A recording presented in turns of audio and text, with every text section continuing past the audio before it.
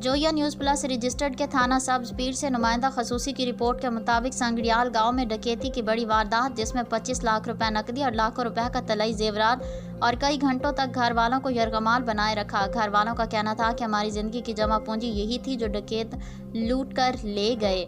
हमारी आला हुकाम से अपील है कि पुलिस अपना काम जिम्मेदारी से नहीं कर रही। SHO थाना सब्ज पीर की नाकिस कारकर्दगी की वजह से इलाका सुलहर में कई वारदातें हुई हैं, जो आज तक ना माल मसरूका और ना ही मुलजमान को गिरफ्तार किया गया। और अहले इलाका के लोगों का कहना था कि इस SHO के पास कोई मजलूम दरख्वास्त लेकर जाता है तो उसको इस तरह ट्रीट किया जाता है कि जैसे ये ही मुलजिम है, बजाय उसके कि उसकी हौसला अफजाई की जाए। कई वारदातें उसके रवैये से लोग पुलिस को दरख्वास्त ही नहीं देते।